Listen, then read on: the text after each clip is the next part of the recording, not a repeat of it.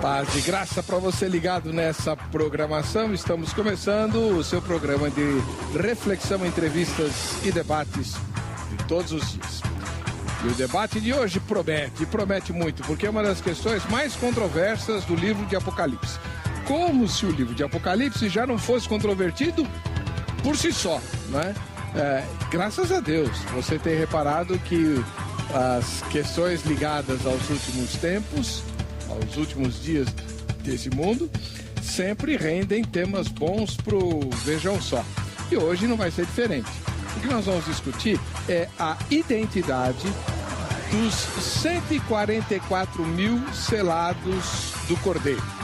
Em 2 capítulos do livro de Apocalipse eles aparecem, no capítulo 7, também no capítulo 14, e lá há uma série de características que se referem a esses 144 mil que não recebem a marca da besta, né, do anticristo, e não seguem o falso profeta, mas são seguidores do Cordeiro por onde quer que este vá.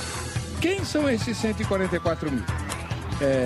Há tempos atrás, um determinado grupo religioso se notabilizou pela pregação de que esses 144 mil seriam os únicos salvos a irem para o céu, né? Quando o número de adeptos dessa seita ultrapassou 144 mil, aí eles ficaram meio confusos e arranjaram uma outra explicação. Seriam de todos os adeptos desse grupo, os melhores 144 mil iriam para o céu, o restante ficaria no paraíso restaurado.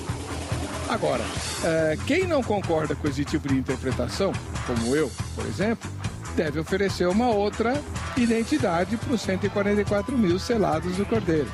Você tem uma opinião a respeito disso? Se alguém que você estiver evangelizando te fizesse essa pergunta, que resposta você daria? Quem são essas pessoas? Está no ar o Vejam Só.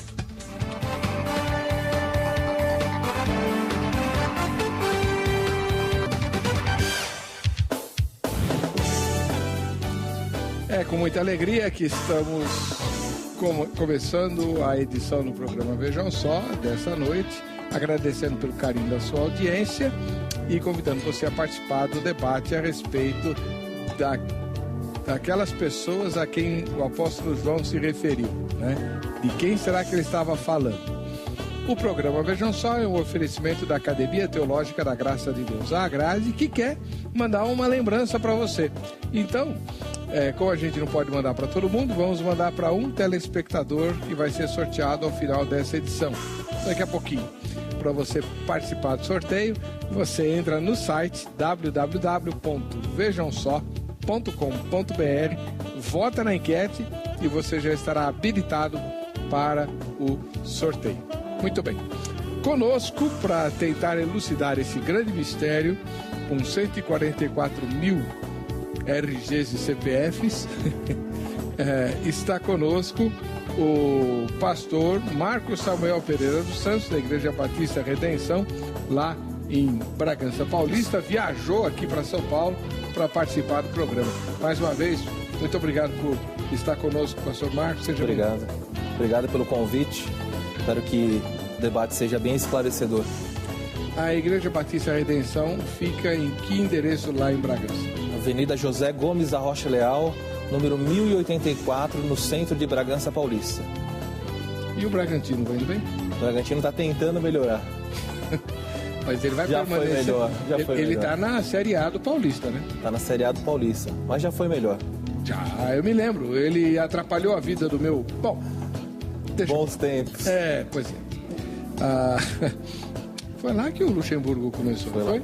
Ele se notabilizou, foi lá, não foi? Luxemburgo, 1990, mais ou menos. E outros da seleção também, Mauro Silva, muita gente saiu de lá. Eu não sabia, não. O Palinha do São Paulo.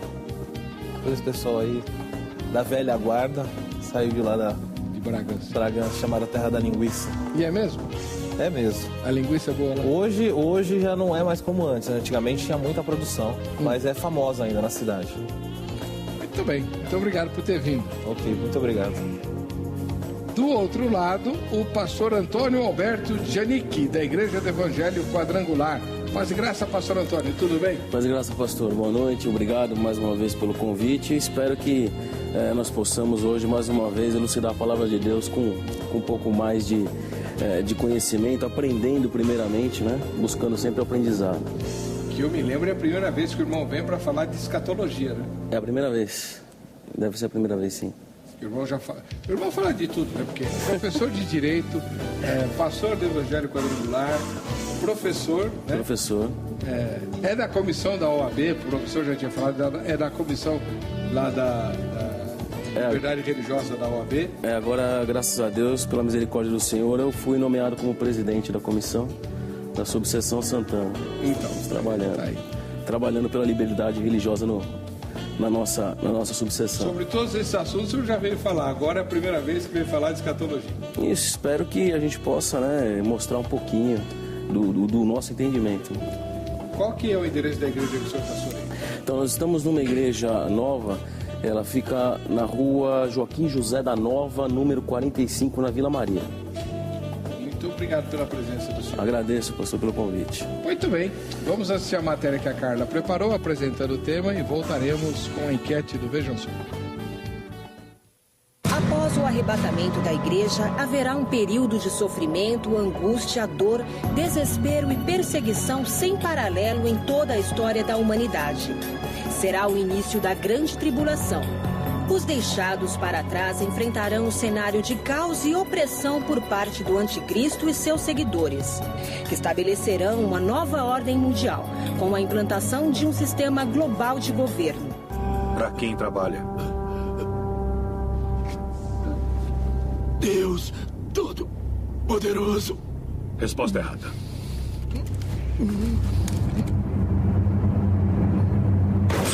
O anticristo exigirá que todas as pessoas recebam uma marca sobre a fronte ou a mão direita. Os que rejeitarem ficarão à margem do plano econômico vigente.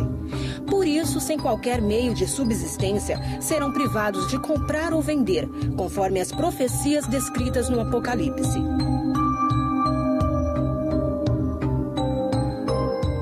Neste momento, um grupo entrará em cena para encorajar as pessoas que se recusam a prostrar perante a besta e aderir à sua marca. Estes irão imediatamente deixar toda a vida de lado para pregar o evangelho por todo o mundo a todos que tiverem ouvidos para ouvir. Serão os 144 mil selados por Deus, que terão uma boa compreensão do livro do Apocalipse e a capacidade de antecipar os eventos e a duração da tribulação. Há algumas teorias acerca desse grupo. Alguns dizem que eles se referem aos judeus da Palestina que vão aceitar a Jesus como Messias, vão pregar o evangelho e converter o mundo inteiro através dos próprios judeus em número de 144 mil.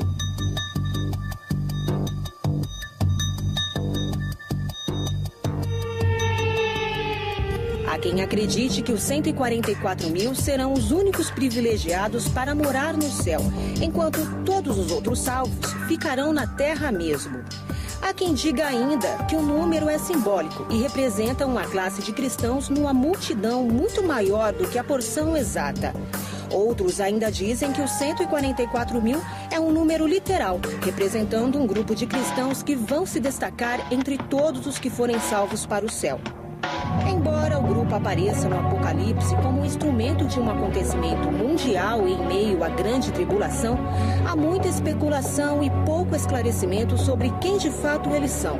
E no debate de hoje, o programa Vejam Só vai tentar desmistificar qual é a identidade dos 144 mil mencionados no Apocalipse. Estou muito curioso para ouvir os meus convidados, eu tenho certeza que você também está. O assunto de hoje é realmente uma das mais antigas discussões a respeito do livro de Apocalipse de que se tem notícia, né? Também por conta aí das interpretações de outros grupos religiosos. Então você vai fazer o seguinte, você vai pegar o computador agora, né?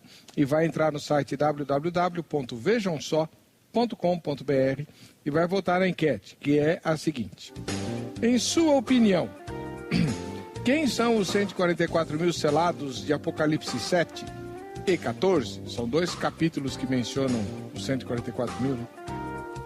Primeira resposta: são 12 mil judeus de cada tribo de Israel convertidos a Cristo Jesus. Segunda resposta: O número é apenas simbólico, pois representa todos os convertidos da Igreja do Senhor. Terceira resposta: não sei. Ou nenhuma das anteriores, não concordo com as outras duas opções. Então, você vota nessa terceira. Votou, você está habilitado para os sorteios que a gente vai fazer. Vou fazer hoje o sorteio do brinde da grade e também amanhã eu faço o sorteio do kit da Jô Rezende, tá bom? Eu sei que muita gente perde o sono com esse negócio de arrebatamento. Quando eu era criança, eu morria de medo de Jesus voltar e eu ficar. Várias vezes eu corri no quarto da minha mãe e do meu pai para ver se eles ainda estavam lá, né? Eu tinha ouvido um disco tenebrosésimo chamado A Sétima Trombeta, que fala aí do arrebatamento. Você conhece? Não, já ouvi disso. Tenebroso. Pastor Antônio Alberto Giannic, da Igreja do Evangelho Quadrangular. Pastor, o senhor já está há quantos anos na fé? Quase 19, são 19 anos, quase 20. E uma das questões que chamou a atenção do senhor no estudo do Apocalipse foi 144 mil, não foram, não? Também, é um assunto bem interessante. O Apocalipse, de modo geral, é um livro muito, como o senhor falou no começo, muito controverso, muito cheio de metáforas, muito cheio de ilustrações, né? Eu vejo, pastor, até adiantando, essa colocação do 144, analisando com um pouco mais de calma, eu vejo de uma maneira figurada e não precisa. Eu acho que, no meu entendimento, não são só apenas 144 mil que vão passar por essa fase, que vão estar nessa fase. E também tem uma certa preocupação quando eu começo a separar somente esses 144 mil em criar uma hierarquia diferente no céu. De salvos de um jeito, salvos de outro. Então, eu não vejo essa colocação, quando João coloca dessa maneira, que são apenas só os 144. Eu vejo de uma maneira figurativa. O que esse número representa, então?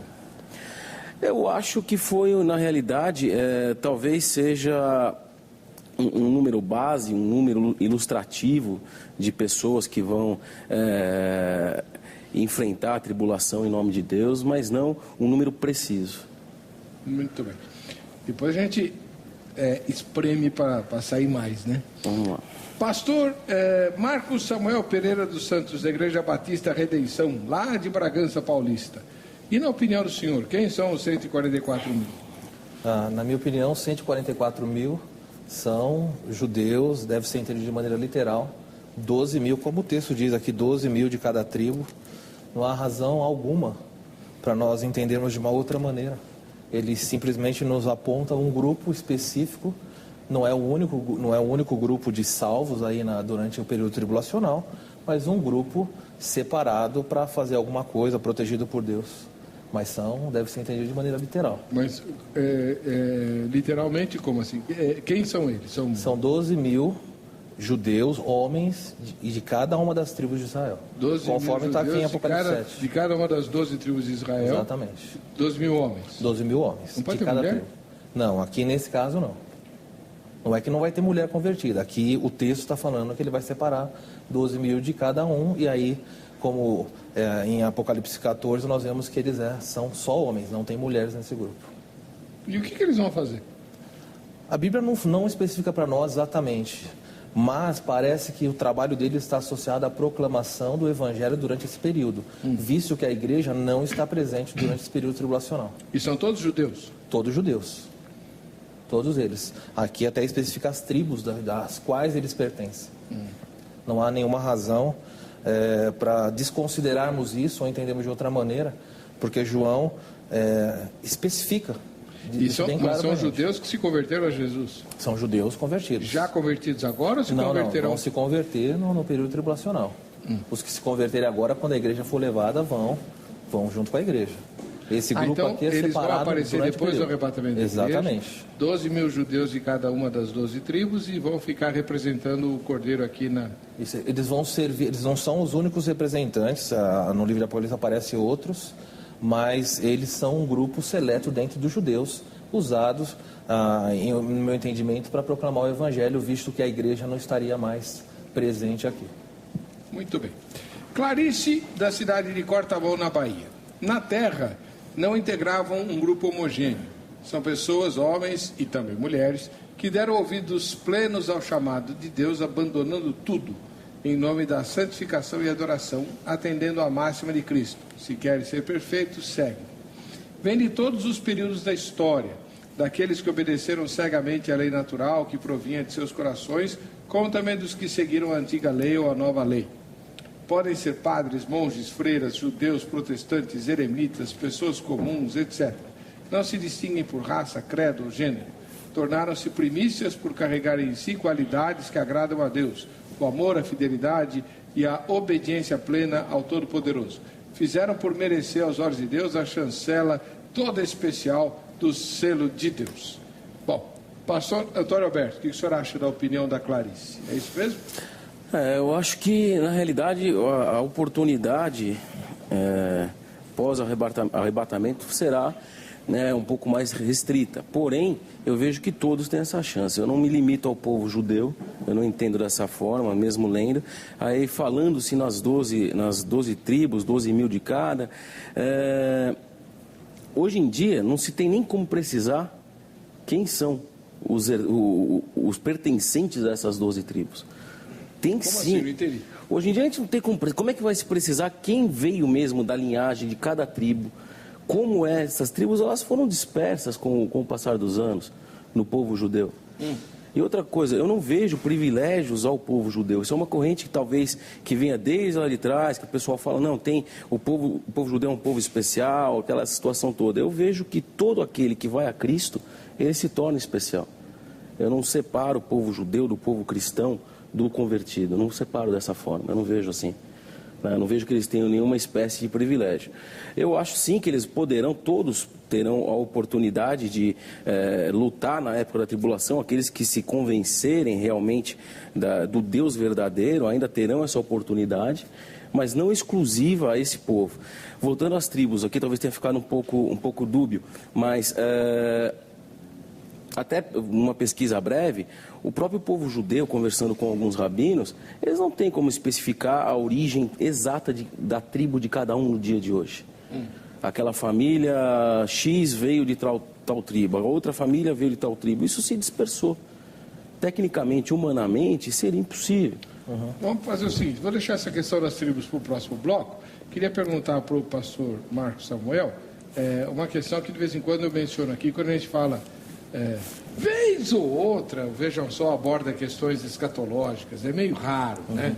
Aqui, só essa semana é a terceira vez. Mas, enfim, lá no Novo Testamento, nas epístolas de Paulo, não está muito claro que em Cristo não existe mais distinção entre judeu e gentio? Está. Que foi o que o irmão Antônio Angenique mencionou. Por que na grande tribulação essa distinção vai ser feita de novo? Não, o que Paulo menciona lá, quando ele fala de não existir distinção, é que o judeu tinha a separação total com o gentio, não se relacionava. Certo. E o que acontece? Paulo vem e nos ensina que em Cristo essa barreira é derrubada. O judeu não é mais judeu. Quando ele se converte, ele passa a ser o quê? Igreja. O gentio, da mesma maneira, quando ele se converte, ele passa a ser igreja. Então, dessa maneira, Paulo diz, acaba a barreira da divisão. Vocês dois são um grupo só. Só que Paulo está falando nisso daí dentro da história. Então, agora, o texto que nós estamos olhando é um texto que está depois do que Paulo está mencionando aqui. Hoje não há barreira. Um judeu que se converta hoje, ele é meu irmão em Cristo. Quando a igreja for levada, arrebatada, ele vai junto. Mesmo ele tendo essa ligação física com a nação de Israel, o dia que ele se converte, ele continua sendo judeu em relação à carne, mas ele participa da igreja e vai junto. Como Paulo. Como Paulo, exatamente. Neste caso aqui específico, em João, aqui em Apocalipse, não é isso que está acontecendo. O pastor mencionou ali que não se dava a precisar hoje de que tribo é cada pessoa. Isso. Mas veja que eu gostei da colocação dele quando ele disse assim, humanamente é impossível. Mas veja que aqui não é homem separando as tribos. O texto diz que um anjo, separou e selou as pessoas. Será que Deus não conseguiria identificar quem são os judeus hoje? Não, claro. Deus identifica então, tudo. é o que está acontecendo aqui. Mas, pastor... Não é um censo feito em Israel. Olha, de que tribo você é? Vem para cá. Não. O texto fala, eles foram separados. É Deus separando eles. Então, Deus sabe precisamente, hoje, quem é, de que tribo é e mas assim por que diante. Tem que ter 12 mil de cada uma das tribos? Não pode ser 12.001 de uma e 11.999 de outra? Poderia, se a Bíblia permitisse. O fato, a Bíblia não explica para nós por que 12 mil.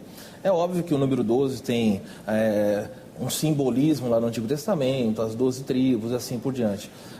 Nós poderíamos falar de outro número se a Bíblia falasse isso, mas a Bíblia vem e especifica, e Deus não está dando a razão para nós. Ele fala, eu separei 12 mil homens de cada tribo. E esses 12 mil de cada tribo vão se converter? Eles vão se converter durante a tribulação e vão por causa do selo, ou o selo vem por causa da conversão? O selo é um sinal da conversão deles. Assim como na nossa vida hoje, nós somos selados assim no momento que nós cremos, é a mesma maneira. Então não é que esses 144 mil aqui tem uma classificação, eles são superiores ou inferiores, não. Eles estão sendo separados para desempenharem o seu papel naquele período, só isso. Os crentes que se converterem durante a tribulação, eles não têm privilégios sobre eles são salvos. Mas eles não entram nesse número? Não entram nesse número. O privilégio que esse grupo aqui desfruta é a proteção a qual está referida para esse grupo específico. Nós temos na tribulação outros crentes que vão morrer, vão ser mártires. Esse grupo aqui não. Se nós olharmos então, eles são privilegiados, sim. Então, eles desfrutam desse privilégio, dessa proteção para desempenhar a sua função. É para isso que... Um exemplo bem claro. Vamos supor que eu fique e não seja arrebatado. Aliás, isso não é nada difícil, né? Principalmente pela fama que eu tenho. Então, tá. Aí eu não sou arrebatado, eu fico e eu não sou judeu. Aí vem tal, veio o anjo e sela os 144 mil judeus. Mas eu também, aí eu vejo que eu pisei na bola tal, né? Vou lá na igreja do pastor Antônio Alberto, descubro que ele não está mais lá, porque ele foi arrebatado. Falei, então eu fiquei, aí eu me consagro e tal, e me acerto com Deus. Mas eu não sou dos 144 mil. Aí eu vou me lascar e os 144 mil vão ficar protegidos, só porque eles são judeus? Exatamente. O que acontece durante o período tribulacional, a Bíblia não esconde para ninguém. O anticristo, ele vai guerrear contra os santos e vai prevalecer. Então, hoje, a oportunidade da salvação está aí Deus chamando os seus e salvando. Naquele período, os salvos daquele período, a Bíblia não fala, eles são mártires, vão se martirizar. Inclusive, aqui no próprio capítulo 7, quando nós avançamos um pouquinho, aí João sim vai falar de uma maneira não específica. Ele diz, depois dessas coisas, dos 144 mil, viu uma multidão que ninguém podia enumerar. Aí ele está falando sim da igreja no céu, e aí ele vai descrevendo várias coisas, e olha o que ele diz. Versículo 14, meu Senhor, versículo 13, um dos anciãos tomou a palavra dizendo, quem são estes de vestes brancas e de onde vieram? Eu respondi a ele, meu Senhor, tu o sabes. Então ele me disse, estes são os que vêm da grande tribulação e lavaram as suas vestiduras e alvejaram seu sangue, alvejaram no sangue do Cordeiro. Por essa razão se acham diante do trono, ou seja, são mártires. Então, os que vão se converter na tribulação vão morrer. Infelizmente, vão morrer. Esse grupo aqui vai ser preservado porque o próprio texto, no versículo 3, mostra isso. Muito bem. Júnior Estevão, de Santo André, no ABC Paulista. É possível concluir que os 144 mil simbolizam a grande multidão, a multidão inumerável que atravessará a crise final da Terra. Ele está concordando com o senhor, então? Sim. Há razões para se acreditar que Jesus não virá para buscar um pequeno grupo de remidos, nem 2 grupos de justos vivos na Terra, mas um remanescente fiel composto por uma multidão inumerável de todas as nações. Virá buscar um povo que terá passado por muitas dificuldades, mas que contou com a proteção de um Deus que lhes enxugará pessoalmente toda lágrima. Apocalipse 7:17. Mais importante ainda é nos prepararmos para pertencer a esse grupo. Bom, então, pelo que o Júnior está dizendo, pastor, esses 144 mil representam todos os salvos. Na sua opinião, não. São salvos da tribulação. Da tribulação, eu acho que seria talvez, pastor.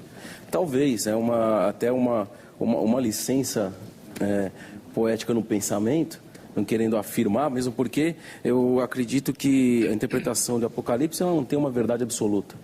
Né? Eu sou de uma linha de pensamento que toda a Bíblia, em qualquer livro que seja, ela depende completamente do Espírito Santo para ser interpretada. Né? Quando a gente começa a colocar muita interpretação humana, a gente vai se atrapalhar e falar bobagem. Né? Agora,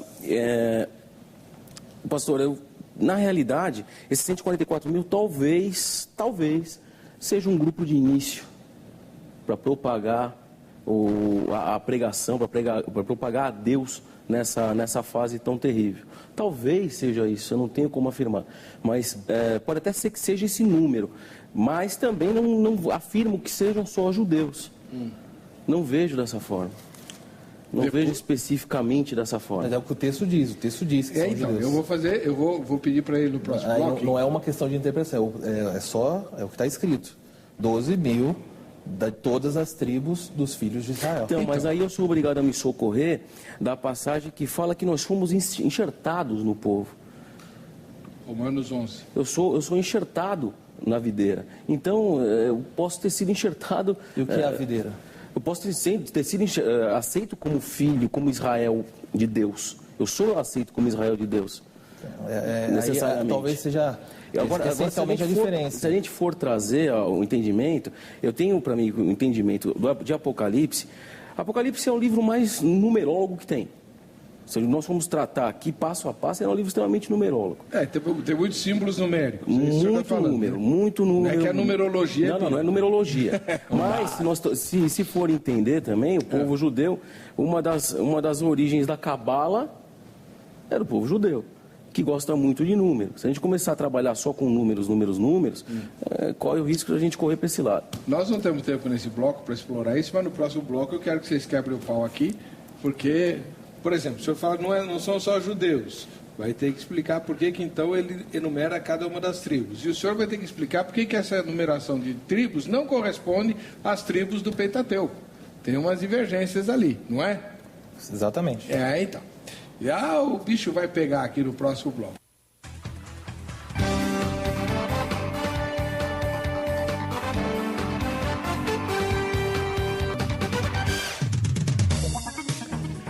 Olá, o programa Veja Só volta aí à sua casa, agradecendo pelo carinho da sua audiência,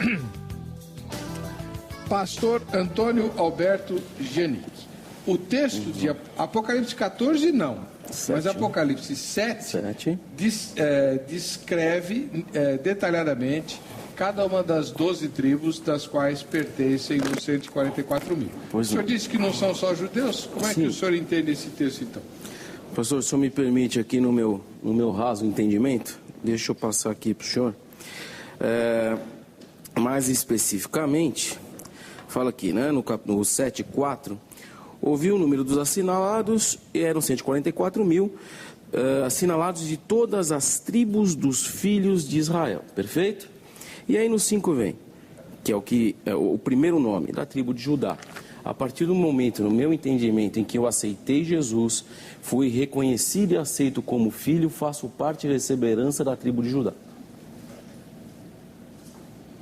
Então todo crente é da tribo de Judá? Não, todo crente não.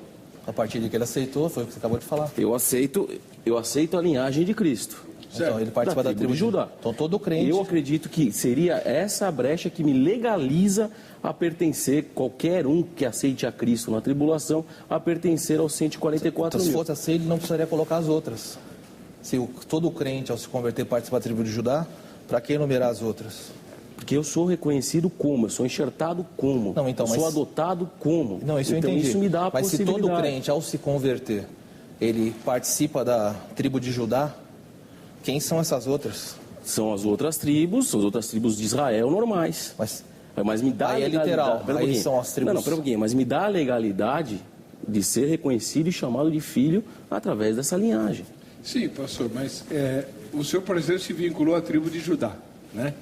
Da linhagem de Cristo. O crente pode escolher a que tribo vai se filiar? Não, foi pela linhagem de Cristo. Então todos os crentes... Quando eu aceito a Cristo, eu sou reconhecido e chamado por filho.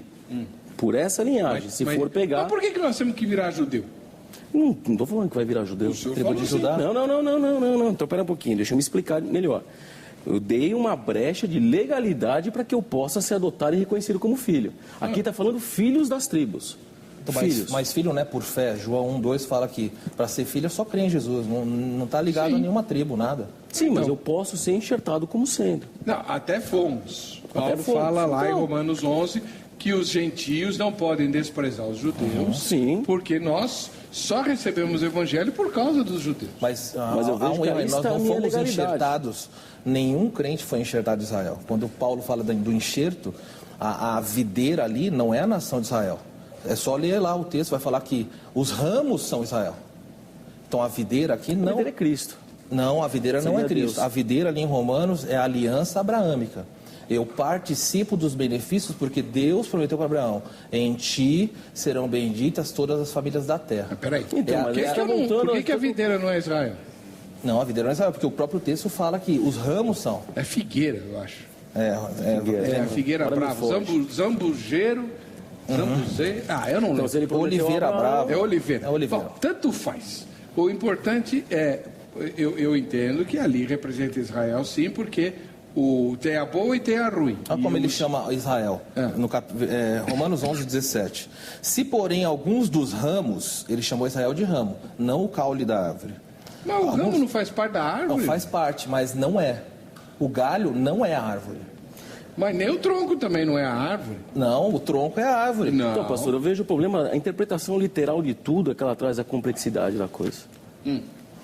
Se é ramo, se não é, eu vejo da seguinte forma: se existe a possibilidade de eu ter sido adotado como filho, e lá coloca que os filhos de Israel, então eu sou filho de Israel. Agora, se é tribo, se não é tribo, se são 144 mil ou não. Um monte de nome de tribo. Tá escrito, mas eu também não posso esquecer de como é que foi feito, como é que foi escrito, quem escreveu. João, movido pelo Espírito Santo. E a origem?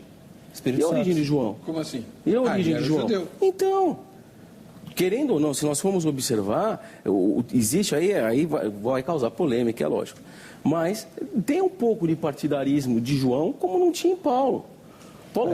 O João era um pouco partidarista. Isso atacaria um princípio fundamental. Se João foi partidário a escrever isso aqui, nós tiramos a autoria da inspiração bíblica. Não está tirando a inspiração bíblica. Se João, aqui ele foi partidário, ele colocou alguma coisa, nós temos que pressupor. Nós temos que pensar na capacidade linguística da época. Pode, sim, se ele foi partidário, ele errou. É o que ele conhecia. Se ele foi partidário, ele errou. Então nós vamos começar a entrar numa outra área. Mas eu faria outra pergunta. Não, eu sei, mas se falarmos que João errou, nós vamos... Eu faria outra pergunta. É a mesma coisa que dizer que Paulo era racista, era machista. Exatamente. A questão é a seguinte: qual seria a finalidade de ele enumerar as tribos se elas, mesmo sendo um pano de fundo judaico, que obviamente o livro de Apocalipse tem, assim como todos os livros da Bíblia tem, né? Foram escritos por judeus, Então, tem um pano de fundo judaico. Mas qual seria a finalidade de enumerar as tribos? E aí a gente vai para o outro problema, que o senhor tem que explicar para nós. Por que a lista de tribos de Apocalipse 14 não bate com a lista de tribos lá do Pentateuco? Ok. Nós vemos aqui, se olharmos lá para o Pentateuco e vemos essa listagem aqui, nós vamos perceber que a tribo de Dan saiu. É difícil dizermos porquê, quando a Bíblia não fala a razão para nós. Alguém já me disse que quando a Bíblia fala pouco sobre um assunto, quem fala muito é louco. Com certeza. Então, se a Bíblia não diz, a tribo de Dan está aí, saiu e não fala a razão, simplesmente ela é retirada daqui, e aí entram a tribo de José, o Benjamim e Levi. Os levitas não tinham recebido direito à terra na época lá. Alguns acreditam, embora aí seria só uma opinião, alguns acreditam que a tribo de Levi entra aqui porque eles estavam cuidando do sacerdócio. E como Cristo veio e cumpriu o sacerdócio perfeito, eles não precisariam mais, e aí eles participariam dessa divisão natural aqui. Essa é a única razão, não tem uma razão específica dessa alternância. Alguns acreditam que a tribo de Dan é omitida, alguns acham por ser uma das menores, não vejo dessa maneira. Outros porque entendem que foi pela tribo de Dan que foi introduzida a idolatria, o pecado da idolatria em Israel, conforme lá 1 Reis 12, Juízes 18, ou Levítico 24, todos eles aí vão apontar esse problema ocasionado pela tribo de Dan. Agora, nós não podemos negar que, além de mencionar me vem à mente aqui um outro texto, além do texto aqui mencionar as tribos, é tão claro que as tribos de Israel vão existir no final da história, como tribo, como etnia, neste caso, por duas razões. Primeiro, porque a palavra tribo, usada no versículo 4, em toda a Escritura, ela nunca é usada para nada a não ser para falar de etnia, no sentido de raça, de tribo física. Outra razão é Mateus 19, 28, quando Jesus está conversando com os discípulos, ele menciona algo bem interessante, e eu quero ler esse texto aqui, Mateus 19, versículo 28. Se referindo ao final da história, olha o que ele diz. Jesus vos respondeu, em verdade vos digo, os que me seguistes quando na regeneração o Filho do Homem se assentar no trono da sua glória, também vocês se assentarão em 12 tronos para julgarem as 12 tribos de Israel. As tribos de Israel vão existir literalmente, como Jesus não está mentindo, ele está dizendo para eles, vocês judeus, vocês vão julgar o seu próprio povo. As 12 tribos vão estar presentes no futuro, debaixo de um julgamento. E, embora... Esse não é o julgamento final? Não, esse daqui está falando... Não é o julgamento final não, ainda. Quando nós olhamos para isso, nós sabemos que os judeus vão existir como etnia. Agora, quando nós falamos dos 144, nós estamos falando só de um grupo pequeno, dentro de um período, eles estão trabalhando, e outros judeus vão se converter, e outros gentios vão se converter. Mas esse grupo aqui está sendo usado... É um grupo especial. É um grupo para uma função especial. Deixa eu perguntar para o pastor Genick, como é que o senhor entende, que essa, para mim, a grande dificuldade vem agora. Que é quando, lá em Apocalipse 14... o texto fala que uma das características desses 144 mil, sejam quem forem, né, é que eles são muito santos, seguem o Cordeiro onde quer que vá, e eles são castos, né? Até, em vez de eu ficar parafraseando, por que eu não leio, né? É um problema esse negócio. Não se contaminam com mulheres, né? Não se contaminaram com mulheres. Não se contaminaram com mulheres. Então, quem casou está contaminado? Então, aí mais uma vez o risco da literalidade da coisa. Vamos voltar aqui. Deixa eu achar o versículo aqui, versículo 4 do 14. Estes são os que não estão contaminados com mulheres porque são virgens. São virgens. Esses são os que seguem o Cordeiro para onde quer que vá. São esses os que dentre os homens foram comprados como primícias para Deus e para o Cordeiro. O 5 é o mais difícil ainda. E na sua boca não se achou engano, porque são irrepreensíveis diante do trono de Deus. Então eu estou falando aqui literalmente de pessoas. Estou trazendo a necessidade do celibato, primeira coisa. Não tem contato com mulher, não tem casamento, não tem nada. Está colocando que, na teoria, se contaminaria. Você ter contato com uma mulher, você talvez se contaminasse, não atingiria a santidade. Fora do casamento, sim. Mas aqui não estou falando de casamento. Ele fala não, que são exatamente, virgens. não está falando aqui de casamento. Aqui está falando de virgindade. Então, virgindade. Então, mas se ele deixa de ser virgem, ele está contaminado. O meu problema é esse. Agora, desculpa. Não, pode terminar, depois eu... Aí ainda o pior, até acredito que talvez uma maneira celibatária seja mais fácil de encontrar e ter. E agora, aquele que da boca não se achou engano. Pastor, quem não mente? Quem não engana? Quem não peca? Quem é irrepreensível à frente de Deus? Se nós levarmos isso literalmente, não tem um ser humano que tem essa característica. Essa característica é a atribuição de Cristo. Irrepreensível, não peca, não tem engano. Isso é característica de Cristo. Sim, por isso que eles são os seguidores do Cordeiro. Aí nós, não é problema nenhum na literalidade. Aliás, como não, a literalidade que me ajuda a entender isso aqui como uma coroa na cabeça, perfeitamente tranquilo. Primeiro, Apocalipse 14 está olhando para o período após a tribulação, porque você vai ver aqui no início que eles estão diante do Cordeiro, está falando de um outro tempo. 7 eles estão na terra, vão servir. 14 eles estão fora desse período, ok? Eles estão onde? Eles estão adentrando ao reino milenar. Eles estão na terra, mas adentrando ao reino milenar. Mas o milênio começa com Apocalipse 20. Não, sim, mas o livro aqui, a maneira como o livro é colocado, nem sempre os trechos são cronológicos. Então aqui ele fala, eis que olhei um cordeiro sobre o monte Sião, os 144, eu ouvi uma voz do céu. Ele vai falando várias coisas aqui, mostrando esse evento. E quando ele chega aqui, ele diz para nós, os 144 mil são homens, são aqueles que não se macularam com mulheres porque são castos. Do que ele está falando? O texto nos mostra o que essas pessoas passaram lá. É óbvio, o apóstolo Paulo diz em Coríntios, 1 Coríntios capítulo 11, que era melhor para servir a Deus estar solteiro. Imagina num período desses aqui de tribulação extrema, estar casado, ou ter família, ou ter filho. E o texto não está dizendo, o texto apenas nos aponta que essas pessoas solteiras, elas não se macularam, por quê? Porque como eram castas, não eram casadas, elas não tiveram contato com mulher. Se eles tiveram contato com mulher fora do casamento, eles não seriam isso daqui, não serviriam para isso. Então nós estamos falando aqui de um grupo que por vontade se separou para servir a Deus, mantendo o celibato. Segundo a outra coisa, ele fala assim: na sua boca não se achou mentira. Por quê? Porque eles são testemunhas do Cordeiro. O testemunho que eles estão dando é verdadeiro. O próprio texto, não sou eu que escrevi isso, o texto está dizendo assim: na boca deles mas eles não são não santos. Tem mentira. Não, eles não são santos. Veja, olha o tempo como fala aqui. Na boca deles, ele não fala não se acha. Não se achou mentiras. Não se achou. Não se achou mentira. Enquanto eles estavam proclamando, testemunhando, eles deram testemunho da verdade. É uma forma de verdade. dizer apenas que o que eles diziam era verdadeiro. Exatamente. Não significa que eles não mentiam de vez em quando. Não, pastor, é isso. Até com o devido acatamento e respeito ao colega, é um debate, mesmo porque somos todos irmãos e... infelizmente, irmão, o senhor está se contradizendo, porque se eu for levar da maneira literal, né, eu não posso achar engano. Primeiro, como é que eu vou subjugar contaminação com mulher? Isso aí não tem como subjugar.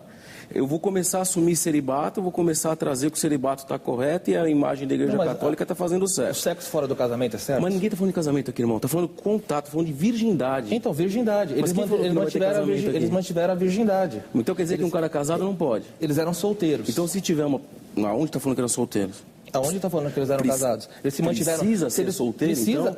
Mas aonde está escrito para ser solteiro? Eles se mantiveram castos. O que significa isso? Mas não precisa... Peraí, pastor. Então eles eram casados e não tinham contato com as mulheres? Aqui, nós já fugimos da literalidade do texto. Não, a literalidade. E já estamos passando... Olha só, eles são seguidores... Colocando opiniões. Não, é óbvio que eles eram solteiros pelo seguinte: se eles são de Jesus, né? Se eles fossem casados, eles tinham que obedecer o que Paulo escreveu lá em Coríntios. Tinha que comparecer. Não tem jeito, era pecado. Então eu já estou selecionando que esse grupo específico esse é o problema. Desde criança é separado. Exatamente. Essa parte da virgindade não é tão difícil. Como não? Para nós homens é difícil, mas até consegue, se a pessoa tiver um propósito com Deus, manter o seu celibato, manter a sua 12 mil de cada tribo de Israel. Para Deus não tem impossível. Mas vamos lá, o que é difícil, na minha opinião, o que é difícil é não achar engano. A pessoa ser completamente irrepreensível na vida. Isso eu já expliquei aqui. O pastor já explicou que não é bem isso que o texto está dizendo. Mas no entendimento dele, mas no meu entendimento não.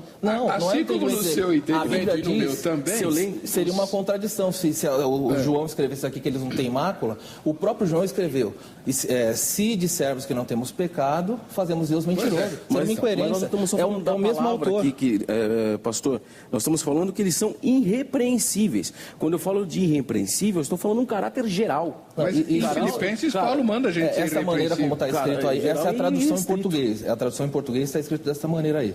É irrepreensível e às vezes traz para nós uma ideia equivocada. Paulo diz para os pastores: é necessário que o bispo seja irrepreensível. Quer dizer que ele não peca mais? Então, se tem uma tradução equivocada... Não. Eu estou dizendo do uso da palavra. O pastor deve ser irrepreensível. O que significa isso? É sem pecado? Então, eu não posso... Se eu for trabalhar da maneira irrepreensível, o texto diz tem que ser aquela pessoa que não tem nenhuma mácula. Então não posso ser pastor. Eu não posso ser pastor. Não pode ser repreendida de forma alguma. Aí que tá. Não se encontra nada naquela pessoa que se encontre motivo de repreensão. Existe pastor assim? Qualquer um existe ser humano assim. Existe sim. Existe ser humano que não pode ser repreendido? Vou mostrar que existe. Óbvio que não. Posso? Pode, por favor. Vou mostrar. Porque eu sei porque eu briguei com esse texto a minha adolescência inteira. Né? O que é ser irrepreensível, meu Deus do céu? Aí um dia, lá numa hora silenciosa, abençoada, eu entendi. Irrepreensível não é a pessoa que não erra.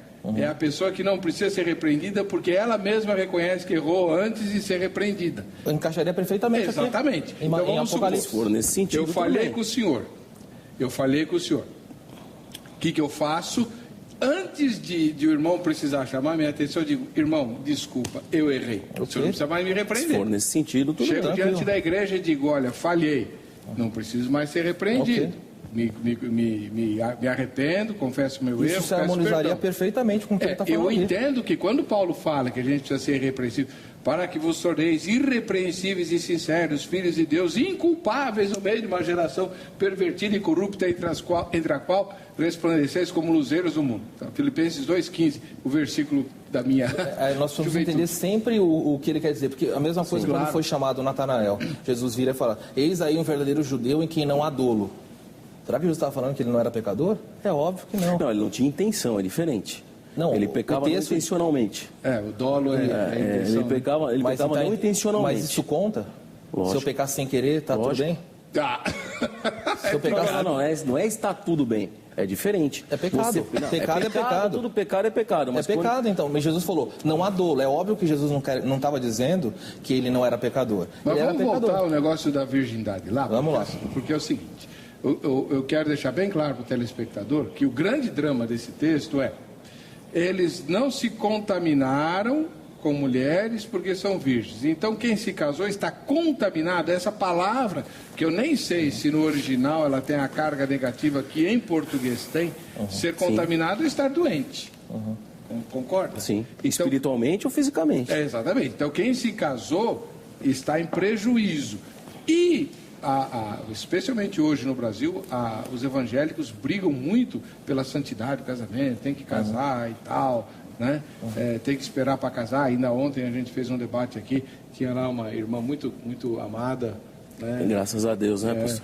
Aqui, defender essa ideia, que a filha dela também, muito, muito bonitinha. Muito linda. Muito linda. O pai dela que é um chato. Verdade. Mas... né? Era sua filha e sua esposa que estavam aqui, não é isso? Então, falamos exatamente disso. Então, o casamento para o evangélico é uma coisa abençoadíssima. Tá certo. Como é que o texto vai falar que o cara está contaminado? O texto não está falando que se ele casasse, ele estaria se contaminando. O texto está falando que enquanto solteiro, se ele tivesse um contato sexual com uma mulher, ele sim estaria em mácula, como hoje em dia. Se um solteiro na minha igreja, ou um irmão solteiro fala, olha, eu sou solteiro, decidi ser celibatário.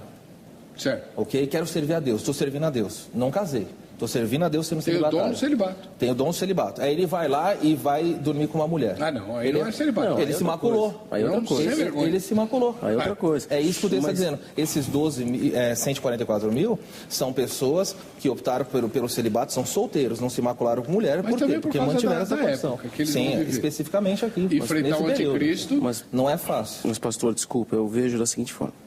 Eu estou criando aqui, mais uma vez, uma casta específica e especial. Ué, mas 144 mil não são? É o que o texto está dizendo. Sim, é o texto mas que eu não diz, posso me prender a isso. É o texto. Eu sei por que ele está falando isso. Eu tenho esse mesmo problema. Se eu usar o texto como representante dos salvos, tem salvo casado.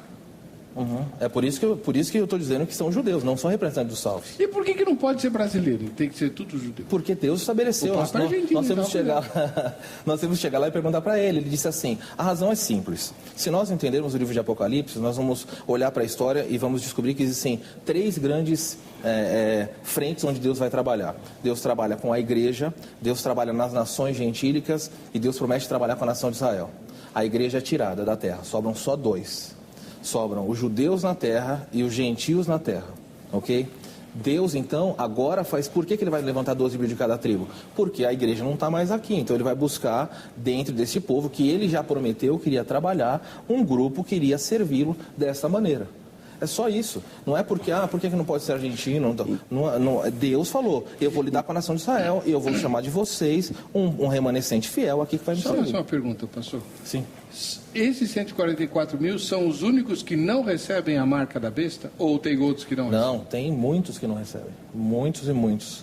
A Bíblia até nos diz que quando vai mencionar de pessoas, multidões que vão chegando ao céu, e fala, eles não receberam o sinal da besta. Tá. Então, pastor, até me permita só uma curiosidade. Então, quer dizer, que é isso? Se um pregador que por um motivo qualquer não volte a Cristo no arrebatamento e ele fique na tribulação, por mais aguerrido que ele seja, por mais destacado, por mais líder que ele seja, por mais almas que ele ganhe naquele momento, ele não pode se agrupar ao grupo de elite dos judeus. Não é isso que o texto está dizendo. Se ele não for judeu, ele não tem a carteirinha. Ele vai servir a Deus durante a tribulação. Se ele ficar no mesmo, se eu entendi corretamente o exemplo, um pastor Sim, hoje... não precisa ser nem um pastor, se ele ficou cristão. incrédulo, eu não usaria o termo cristão. Todo crente vai. Ninguém vai ficar. Mas mesmo que tiver meio assim... Mesmo que vai meio assim. Por quê? Porque já é uma linha diferente de entendimento que nós temos. A Bíblia diz que eu fui comprado. Mas o senhor acredita que uma vez salvo, sempre salvo? Sempre salvo. É uma linha que eu já não tenho. Então vamos pegar um exemplo que serve para os dois. Vamos pegar assim.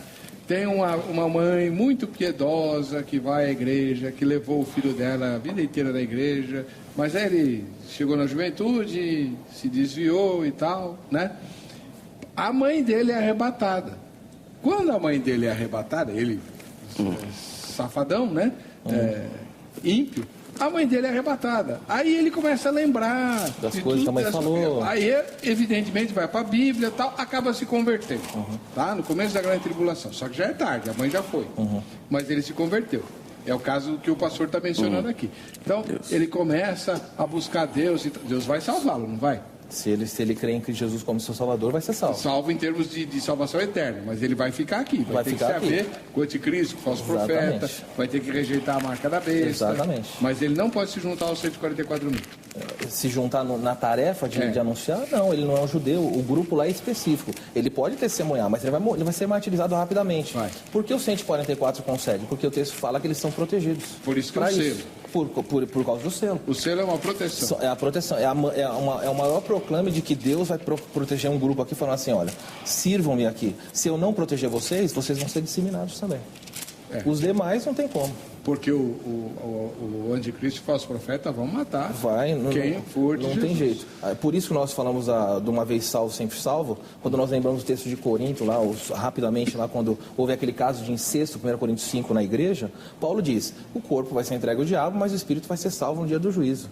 Então, não é, mas aquele crente, não. Paulo falou, olha, um crente terrível vai ser salvo no dia do juízo. Então ninguém fica para trás. Das obras de palha, feno... Salvo em Cristo, pertence a Ele falou, a vontade do meu Pai é essa, que eu não perca nenhum dos que eu recebi. Eu tenho que ir para o intervalo e na volta, no terceiro bloco, a gente vai fechar essas discussões, vai ler os seus e-mails e vai apertar um pouquinho mais os meus dois convidados. Voltamos já.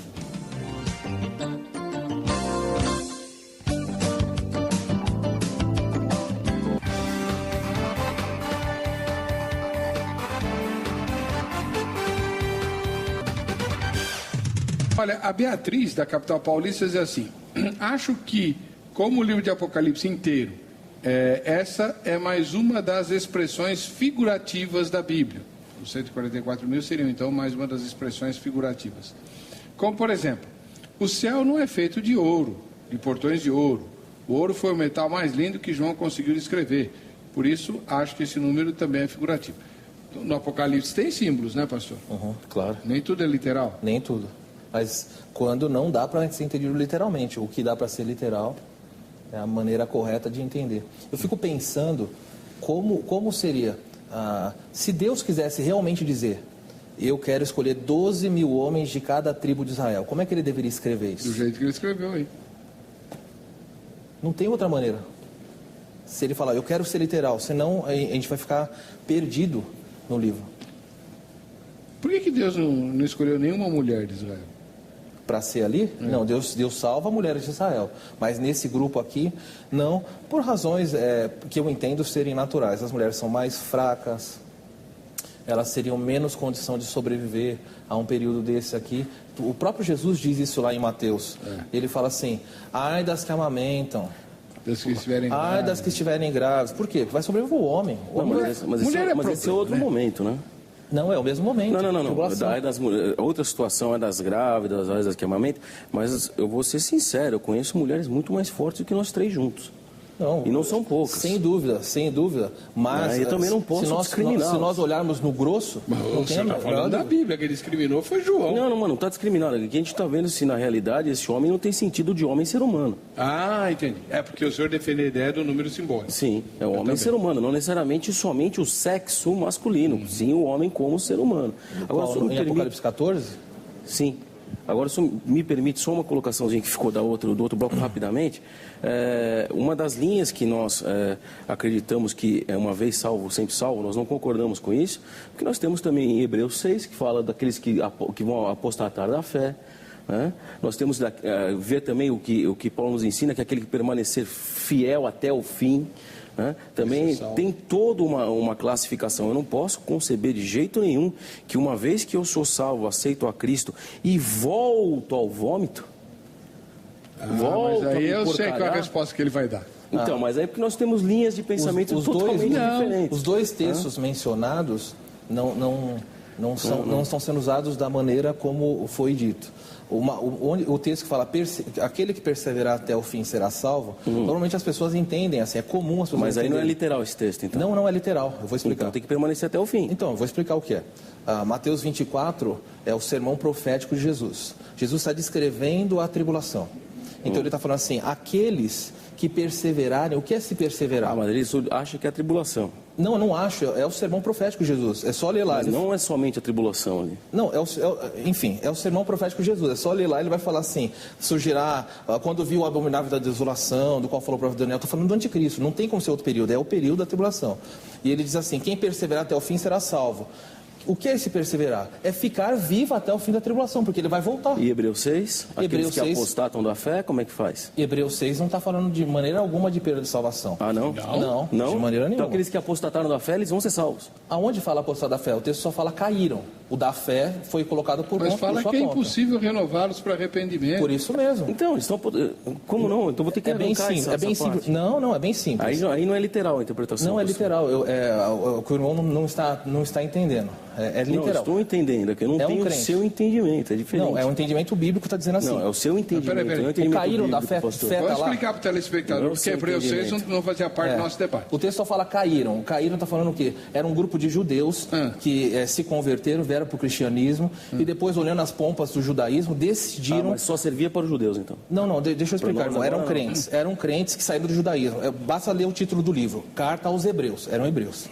Tá. Eles se converteram e agora olhavam para a pompa do judaísmo e se sentiram atraídos, então, voltaram para aquilo. Voltaram para aquilo. Quando eles voltaram para isso, o autor de Hebreus fala assim, olha, vocês estão caindo. Em que sentido? Vocês estão saindo de algo superior, elevado, chamado cristianismo, e estão voltando a praticar coisas do judaísmo. O que resta para vocês é disciplina. Disciplina, aonde isso capítulo 6, ele vai avançar aqui e vai chegar... que é impossível levá-los ao arrependimento novamente... É porque é impossível salvar uma pessoa duas vezes. Eu sou um crente. Peraí. Então essa disciplina de que Hebreus 6 fala não é a perdição eterna? De maneira nenhuma. Então não adianta a gente aprofundar a discussão. Não, mas isso no entendimento do pastor, não então, não. Claro, bíblico, entendimento vamos fazer um debate. Não, é o texto. Vamos fazer um debate. Não é dona da verdade, pastor. Não, a Bíblia é dona da verdade. Não, então o senhor tem o seu entendimento, eu tenho o meu. Não, eu estou só lendo o texto. Por isso que o senhor professa uma doutrina. Por isso que a gente vai fazer um debate sobre Hebreus 6. Eu já tenho um tema aí. A Hebreus 6 fala de perdição eterna ou não? O senhor disse que não. O senhor disse que sim. Estão convidados. Sim. A gente vem aqui e discute Hebreus 6. Porque não adianta agora... Não, foi só um adendo àquela colocação. Não, perfeitamente. Aliás, é uma das maneiras de discutir um dos temas que a gente também faz aqui, né? Que é o calvinismo e o arminianismo, né? A segurança da salvação no sistema calvinista, ela existe porque o autor da salvação é Jesus e Jesus não falha. Exatamente. No arminianismo, a possibilidade da pessoa se desligar da fé porque ela é que decide por Jesus. Né? É baseada no livre-arbítrio. É outra das questões eternas. A gente só vai resolver isso do céu se resolver. Júnior Estevão de Santo André diz assim: é possível concluir que os 144 mil simbolizam a grande multidão, a multidão inumerável que atravessará a crise final da Terra. Há razões para se acreditar que Jesus não virá para buscar um pequeno grupo de remidos, nem 2 grupos de justos vivos na Terra, mas um remanescente fiel composto por uma multidão inumerável de todas as nações. virá buscar um povo que terá passado por muitas dificuldades, mas que contou com a proteção de um Deus que lhes enxugará pessoalmente toda a lágrima. Apocalipse 7,17. Mais importante ainda é nos prepararmos para pertencer a esse grupo. Então, pastor, o que eu queria perguntar para o senhor, pastor Genick, o senhor crê no arrebatamento da igreja antes do início da grande tribulação, Antes. no meio ou depois? Pré-tribulacionista. O senhor é pré-tribulacionista? Sim, A igreja sobe antes. sobe antes. Por quê, hein? Bom, seguindo o que a gente entende na palavra, essa tribulação ela vem justamente no período que a igreja já foi arrebatada, já está com Cristo, aqueles que creem já foram com Cristo, e aqui fica justamente aqueles que não criam, e tem alguns pontos, como por exemplo, eles terão que, para a salvação na tribulação, terão que morrer pela fé, né, um dos entendimentos. Vão ser martirizados. E o cristão, o crente, essa palavra que eu particularmente não gosto muito, para ser usada como símbolo do povo de Deus, mas ele já tem a promessa da salvação antes. E eu creio que nós nos encontraremos com Cristo nos céus. Mas o que eu queria perguntar? Eu sabia que ele pensava isso, não sabia do senhor. Mas por que Deus não poupou a primeira geração de cristãos lá do primeiro e segundo séculos? Passaram um tormento tenebroso com os imperadores romanos, né, que eram todos loucos. Sim. Deus não poupou, eles foram martirizados da pior maneira possível. Mas vai nos poupar, sendo que eu acho que eles eram mais crentes do que a gente, né? Sim, mas veja bem, vai nos poupar aqueles que estão naquele momento, não que eles vão ficar 100% sem sofrimento. Eles não estão vivendo, eles não estão sofrendo, eles não estão sendo martirizados de outra forma. Eles vão ser tirados antes que o anticristo venha encher a paciência. Sim, mas hoje em dia nós já carregamos a nossa cruz. Hoje em dia nós já passamos o nosso martírio, já passamos a nossa tribulação. É diferente de ser queimado vivo lá no jardim de Nero. Não, concordo, é diferente de ser queimado vivo, mas também as torturas psicológicas que nós passamos hoje talvez sejam mais doloridas do que você ser queimado vivo. Às vezes o sofrimento, as doenças, as angústias, os conflitos familiares, tudo isso são martírios. Eu fico mais martirizado de ver uns irmãos falando besteira na televisão aí. Professor Heber, o senhor mencionou ali o e-mail anterior. Não é? Também, terrível. No e-mail anterior que o senhor mencionou, acho que... Pode falar. Esse aqui? A pergunta do ouvinte, do telespectador, o Júnior, ele fala assim que virá para buscar uma multidão. Isso não é verdade. O próprio Jesus falou que quando ele volta, será que porventura ele vai encontrar fé na terra? Ele vai encontrar um grupo muito pequeno. Mas o senhor mesmo leu o texto de uma multidão que ninguém podia contar. Que está no céu. É a igreja. Que Jesus levou. Que levou, mas aqui ele está falando de voltar para buscar. Ele não volta para buscar essa multidão. A multidão vem com ele. Você diz a segunda vinda. Na segunda vinda. Tá. Mas ele pode estar falando do arrebatamento. É que ali dá a entender, ele fala lá, Jesus não virá buscar um pequeno grupo de remidos, nem 2 grupos de vivos na terra, mas um remanente fiel, composto por uma multidão inumerável. Então... Isso não é verdade, não é uma multidão inumerável, é um grupo pequeno. A Bíblia fala que ao final desse período, o povo salvo é minoria nesse mundo, bem minoria, não é uma multidão inumerável não, é um grupo pequeno, a ponto de Jesus falar, será que eu vou encontrar fé nessa terra? Se fosse uma multidão inumerável, certamente ele vai encontrar fé na terra. A Taíde Rodrigues, de Paraguaçu Paulista, no interior de São Paulo. Paz seja convosco, creio que os 144 mil vão fazer a função do Espírito Santo após o arrebatamento. Pois após o arrebatamento, ou no arrebatamento, o Espírito Santo vai ser retirado daqueles que ficaram. E esses 144 mil vão ser enviados aos que ficaram para convencê-los do pecado e, consequentemente, conseguirem a sua salvação. Uma observação. Se com o Espírito Santo ainda há muitas pessoas de coração duro, fico imaginando como será sem o Espírito Santo para convencer essas pessoas. Não quero estar aqui para ver. Apenas imagino como será. Um forte abraço para o pastor e para os convidados. Você também, a Taíde Rodrigues, lá de Paraguaçu. O Espírito Santo vai ser tirado? O Espírito Santo da terra? É. Não, o Espírito Santo vai simplesmente, como o Tessalonicenses fala, ele que hoje retém o avanço, o surgimento do iníquo, ele vai ser retirado nesse sentido, de dar espaço para que ele surja. Mas se há convertidos na terra, não há conversão sem a atuação do Espírito Santo. O senhor entende assim também, pastor? Eu entendo que ele deva se afastar. Ele deva se afastar.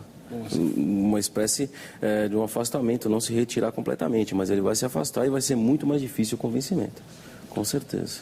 Valdinei Costa Alves, de Barueri, em São Paulo. Durante a 70ª semana, ele está falando de Daniel, né? A igreja estará ausente, pois dos salvos restantes de Israel, Deus sela 144 mil judeus. Ele vai lidar novamente com Israel, separando por identidade nacional, como representante das nações no lugar das testemunhas da igreja. Esses são os que dentre os homens foram comprados como primícias para Deus e para o Cordeiro. Por primícias, entendemos que sejam os primeiros frutos colhidos. Os escritos do Novo Testamento mostram que os primeiros frutos, entre os remidos pelo sangue do Cordeiro, dizem respeito aos israelitas, a quem Jesus disse que primeiro deveria ser anunciado o Evangelho, e de quem o apóstolo falou como os primeiros receptores da mensagem. Então, acabou o espaço do Valdinei, ele não pôde concluir. Marco Antônio Machado, da capital paulista. Penso que os 144 mil serão judeus, 12 mil de cada tribo, que serão marcados por Deus depois de reconhecerem oficialmente a Jesus como Messias, para não serem tocados pelo anticristo durante a grande tribulação. Esses terão a incumbência de anunciar aos povos a salvação mediante o reconhecimento de Cristo como o único Salvador. Leonardo Lopes da Silva, da capital da Bahia. Parabéns pelo programa, só Deus sabe o quanto esse programa tem sido bênção para o meu aprendizado da palavra de Deus. Louvado seja o Senhor, Leonardo. O Apocalipse é um livro fantástico e admirável, porém, o Apocalipse não é só figurado e simbólico, tem sua literalidade também. Os 144 mil serão homens convertidos das 12 tribos que formam a nação de Israel, que testemunharam a verdade no período da grande tribulação, ou testemunharão, né? Por isso vejo como homens judeus, já que as tribos de Israel são literais e não simbólicas, indo do texto de Apocalipse 7, que é confirmado em Apocalipse 14. Perfeito. Pastor, na realidade, se o senhor me permite, eu vivo um momento particular assim, independente de literalidade, independente de qualquer situação, são 144, se não são, são judeus, se não são. O que é importante nesse momento, cada vez mais, é que a igreja, de uma forma geral, se junte, se una e pregue o amor de Deus, pregue o amor de Cristo o mais rápido possível, para que nós não passemos por isso, para que os nossos não passem pela tribulação, para que os nossos não estejam presentes quando esses 144 ou não 144 sejam convocados e invocados. A verdade, nesse momento, é importante, é necessário, é imprescindível a união tanto quadrangular, batista, seja a placa que seja. O mais importante para nós todos é buscar a Cristo, o amor. É hora de pregar o amor. Eu vejo, pastor, que é hora de nós pregarmos o amor, e eu tenho levado isso para qualquer lugar que eu vou. Prego o amor, porque o amor de Deus constrange, o amor de Deus traz a pessoa. Não, isso é verdade, porque às vezes nós participamos de programas como esse e debatemos, e às vezes as pessoas que estão assistindo se perdem.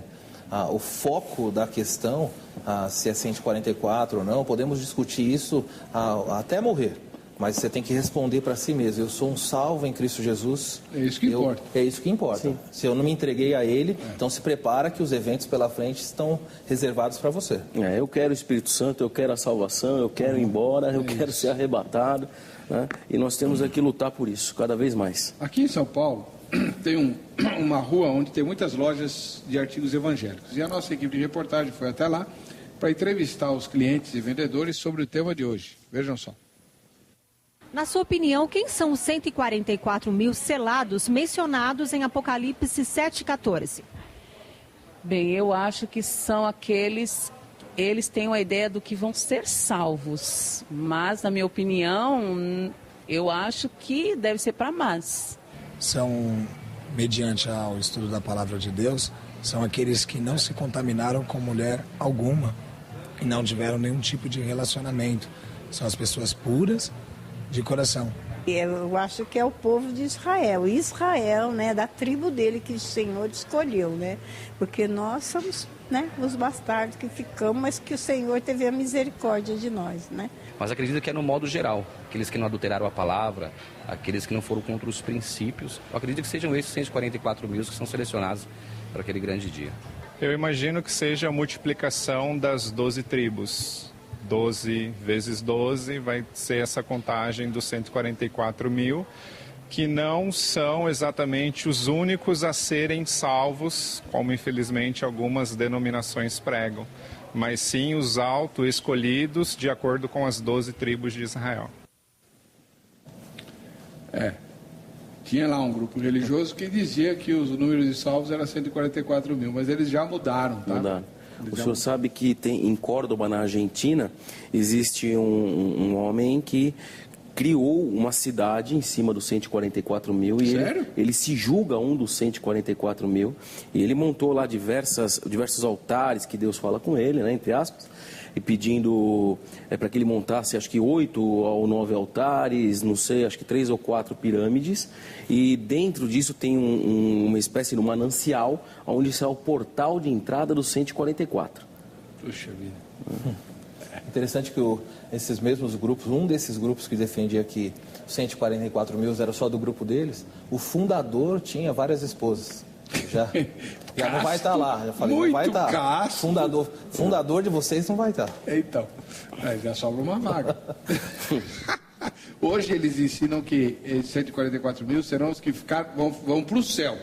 Só eles vão para o céu. O resto dos salvos ficarão aqui na terra restaurada. Os novos céus, né? No mesmo lugar onde Adão e Eva viveram antes da queda. Enfim. Será que vai ter serpente lá? Eu espero que não, né, dessa vez. Sebastião Marçal Bueno, de Balneário Ricão, Santa Catarina. Eu entendo assim, os 144 mil selados mencionados em Apocalipse 7 e 14 são as primícias do Senhor, isto é, os que produziram os melhores frutos na seara da graça e salvação pela fé em Jesus Cristo. Não que os demais também não tenham produzido, mas é uma classe de salvos que precisaram mais do perdão de Jesus do que os 144 mil para estar contados entre os salvos.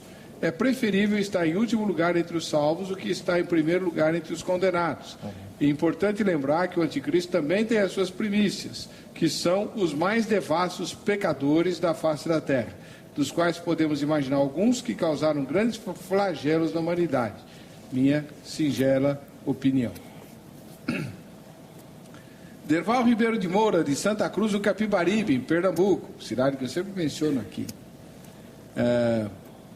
Conforme Apocalipse 14, os cachos da videira da terra da vinha do Senhor estando amadurecidos, um anjo sairá do santuário com uma foice afiada, pois ele recebeu ordem: passa a tua foice afiada, vindima a videira da terra e lança no grande lagar da cólera de Deus. O lagar será pisado pessoalmente por Deus, o Todo-Poderoso.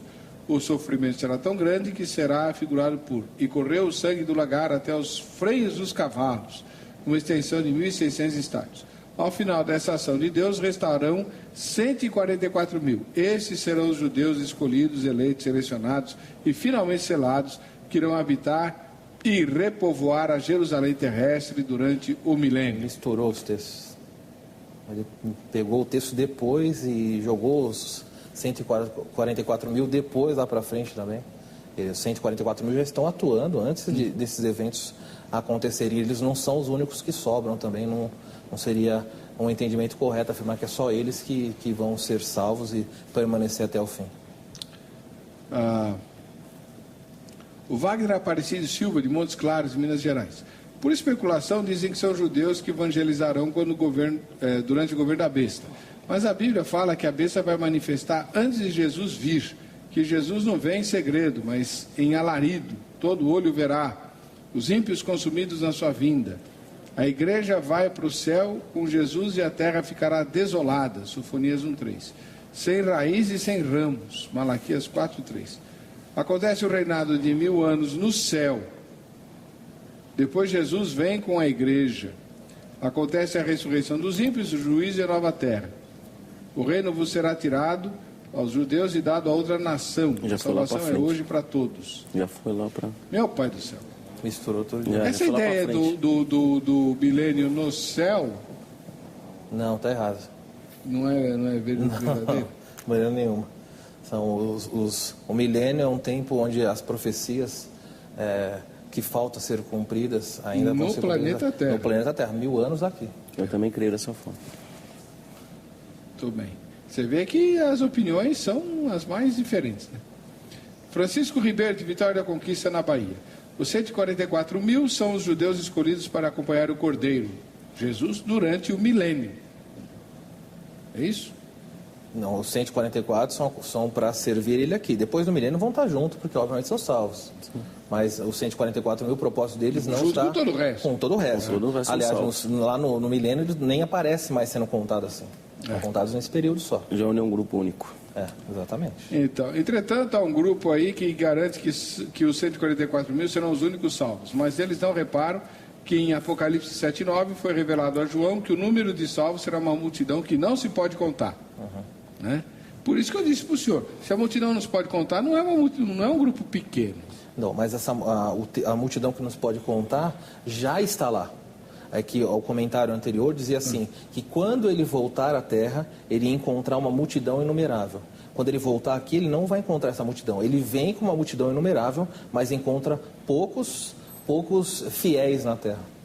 Esse é o desfecho do livro de Apocalipse. Oliveira, que mora em Uberaba, Minas Gerais. Os 144 mil são chamados de redimidos dentre os homens, as primícias para Deus e do Cordeiro. Isso só pode significar para nós, ainda leigos na palavra de Deus, que eles são aqueles que tomam parte na primeira ressurreição. Apocalipse 20 e também 1 Coríntios 15. Eles são um grupo de homens especiais de cultura.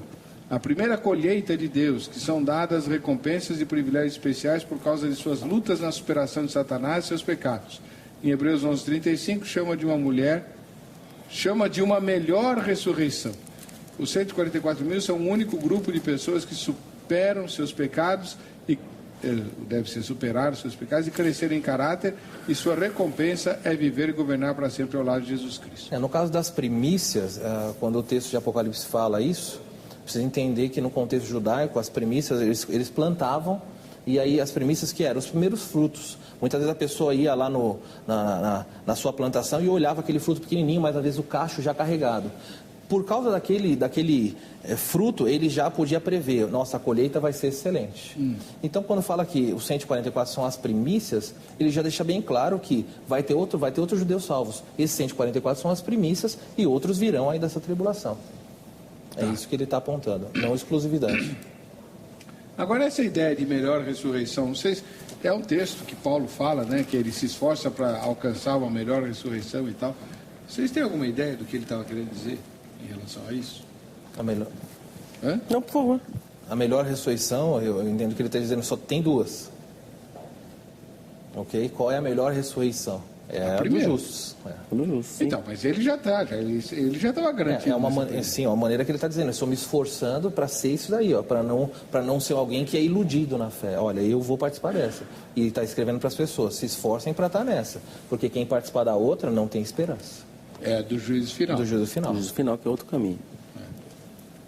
Bom, eu estou aqui com o pastor Marcos Samuel Pereira dos Santos, da Igreja Batista Redenção, que viajou lá de Bragança Paulista para estar conosco, e com o pastor Antônio Alberto Giannick, da Igreja do Evangelho Quadrangular, aqui de São Paulo. E eu queria agradecer muito a presença deles aqui conosco. Eu agradeço, pastor. E dizer que o contato dos dois está no site, vejamsó.com.br. Você usa o site para encaminhar a eles seus e-mails, suas perguntas, suas dúvidas, convite para pregar, para fazer palestras. Se quiser, pergunta o número da conta do banco, manda uma oferta para eles. Enfim, fique à vontade para entrar em contato com o pastor Marcos. Posso dar um abraço pessoal de Bragança? Sim, lógico. Você que está na região de Bragança Paulista, aí, se você tiver disponibilidade, todas as quartas-feiras, das 8 às 9 horas, nós temos um estudo de escatologia bíblica. Então, você é nosso convidado para participar ali. Se você quiser ter maiores informações, entra no site da nossa igreja, www.igrejaredenção, sem o tio e cedilha.org.br. Ali você vai se informar, e ali tem meu e-mail também, você pode escrever para mim, está aparecendo aí o site, faça uso dele. Deus abençoe você, e reiteramos, a importância é você de saber se você é um salvo ou não. Ok? Continue assistindo sempre o Vejam Só, cresça no conhecimento da Bíblia, mas seja um crente. Amém. Glória a Deus. Muito bem, nós vamos encerrar o programa, mas antes temos que fazer o sorteio, ver quem é que vai levar a camiseta da Agrade. Júnior Estevam, de Santo André. Parabéns, Júnior. Vem estudar com a gente aqui, tá? Tem a grade em Santo André também. Para você que fica com a gente, que fica com essa emissora, a paz e a graça do Senhor Jesus, nós nos encontraremos no próximo Vejam Sempre.